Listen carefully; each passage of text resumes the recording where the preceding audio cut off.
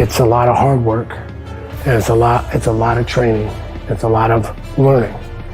And most people quit at that point because they realize there's no real magic to this. I'm not gonna all of a sudden, turn into a wizard and be able to beat everybody up. I always see guys try to intimidate me or try to get me out of my game. It's like, come on, man, I'm not stupid. We're not gonna play that game. For anyone else out there who's struggling with self-doubt or a physical, a mental, or emotional challenge, I encourage you to face your challenges, chase your dreams, and risk everything to achieve your goals.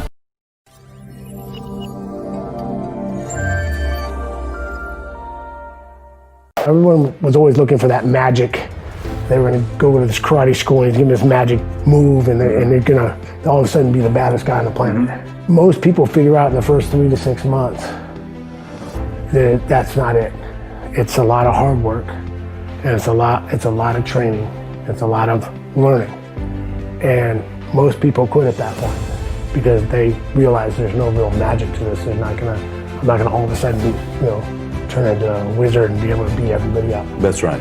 But for me, that was like, oh, well, that means I gotta work harder then. I gotta learn, I gotta be better at this. I wanna learn more. Did you fight because it's all you knew, or why did you fight before it became a cool thing to be a fighter? I fight because I love fighting. I mean, I grew up doing martial arts. I was actually graduating in accounting, with accounting degree. My grandma was mad at me for us doing kickboxing to keep competing. And my grandma was mad at me, like, when are you gonna get a real job? And then I was thinking about it, getting a real job, and I fought one mixed martial arts fight, and I'm like, nah, I like this. I'm gonna stick it here. And honestly, back when I started, I mean, a home run back then was maybe 150 grand, 200 grand a year. Yeah. I mean, not like for a fight. Now like I'd say, like by the end of my career, I was making that on my shorts.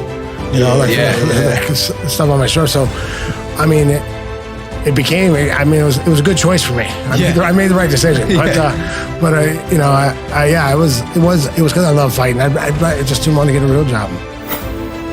Now I want to give you an important message. These past few months for me were a lot more than a fight against Tito. It's really been about my own personal journey and challenge. Martial arts has been my life for 36 years. I felt lost without it. It's always kept me centered and helped me find my focus. I wish the outcome of the fight was different. I never wanted to disappoint anyone or let anyone down. But this fight was more about pushing my limitations and getting me back to a place to find my purpose. And for that, I have no regrets. For anyone else out there who's struggling with self-doubt or a physical, a mental, or emotional challenge, I encourage you to face your challenges, chase your dreams, and risk everything to achieve your goals. Even if no one else understands, know that everyone's path is different, and you cannot achieve success without failure. As long as I feel like I do all my work to get there, and I realize I used to do, my example I always say is I was a good test taker. Yeah. Now, the reason I was good at test, when I started taking a test, I relaxed, and I just do it. Because there's nothing else I can do. There's nothing else to worry about. So once I would be nervous and studying, I'd stay up all night, all the way up to the test. I'm looking at my book. As soon as it's shut, I just relax and do the test. I just do the best. Just put the work in. It's the way I feel about a fight. I'm done. The fight week, I'm done. I've done all my work. It's fun. There's not, and worrying about it, if I hadn't done all my work, worrying about it's not going to help me any. Yeah. It's going to hurt me. I'll sit there all night going, man, I'm killing energy. I'm using up energy I don't need. And being nervous and going out there and being worried about someone, it's like the same as being mad at someone or being waste of energy. It's a waste of emotion. Go back to when you were in high school, where a guy was maybe at your level, or college, where you were competing and you said, this guy's he's pretty solid when I fight this guy. But his mental and emotional toughness was a little bit less than yours.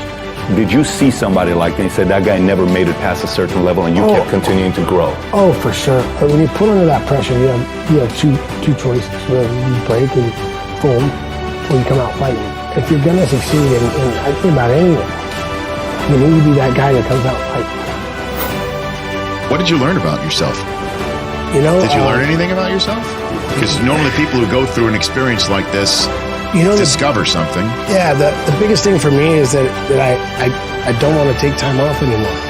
You know, I retired and I was kind of lost for a little while and didn't really know what I really wanted to do. I was having a great time with my family, doing a lot of things, but it was, you know, I didn't have that drive. I didn't have anything. And you need goals. You need to be working towards something.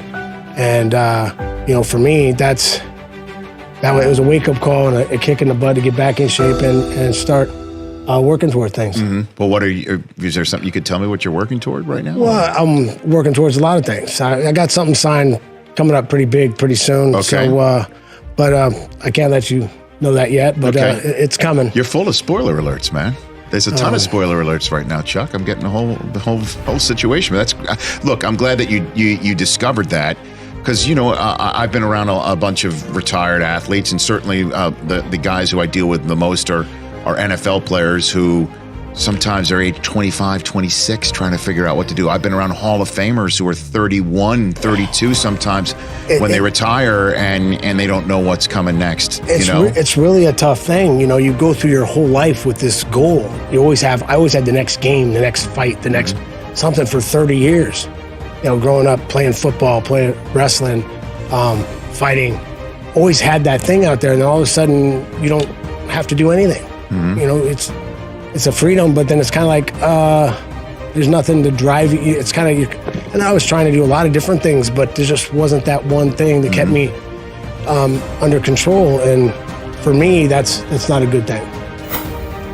Here's the thing, though. A lot of guys, a lot of the trash talk and a lot of stuff is aimed at that. You're trying to get guys to get out of their comfort zone.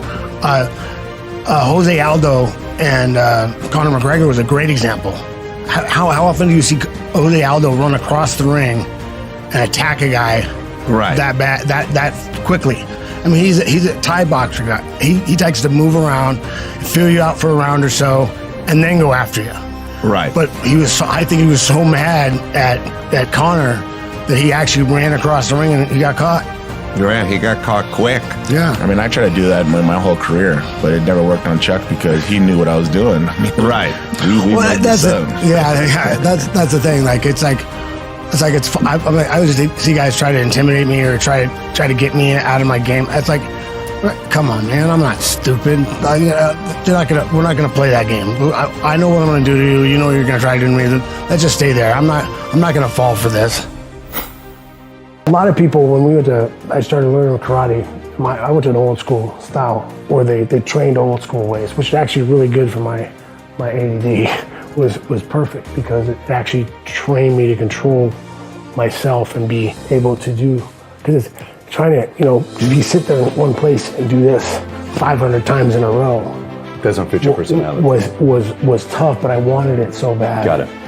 That I did it, and it trained me to be able to do that with other things, like be able to concentrate on a test and be able to focus when I need to. So I got very good at focusing when I needed to, and I think a lot of it's from that style of teaching. Have you thought about opening up a gym? Are you thinking about training people, coaching people? I want to open a gym. I mean, I don't know if I'm going to get into all the coaching guys to fight, but I always like working with guys that are fighting, you know, and always like working with different things and showing them things I like or I do different than what they're used to doing, and just seeing someone use it. You know, if you got a guy at the level, I show a guy. I think one of my favorite things. I remember teaching Forrest had a fine point to something he'd done forever, and he said, "I thought that was a bullshit move. It never worked." And he's like, "Oh, that's what I was doing wrong." And now it worked. It was just a guard pass thing, but it was. He's like, "Oh man, damn, that's what I was missing." You know, and that's fun for me. You have to train your facial expressions too. My number one goal for Chuck for this box shot is to make sure that he smiles. Good, smile. Because if he doesn't, he's gonna scare everybody. I'm so far in my comfort zone. Anna wants me to smile, but I can't even get my steps right.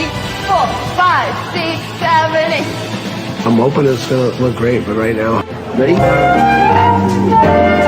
declare a solemn war.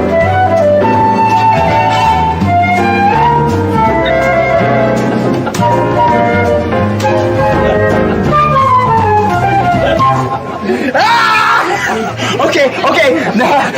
He won. You got me. I feel like when people face adversity, like the broken family, the poverty, and the drugs, and the chaos that we all sort of grew up in, there's two choices. One is I'm going to overcome this, and the other is I'm going to just give in and start slamming drugs and join them. The majority of people join them. That's why you have choice. But yeah, it's your choice. I mean, for me, like I've always been, you know, I was always a fighter. I was fighting since I was a little kid. You know, had trouble with people for a long time.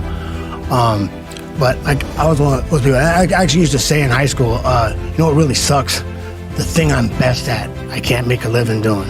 Right. And I was talking about street fighting, and I was like, and you know, come to make out of it, I made a pretty good living doing it now. But yeah, I mean, I just never had any other, like for me, there was never any. Never any other choice. That's like I have to succeed. I have to be. I went to college as the first one. You know, going for my family.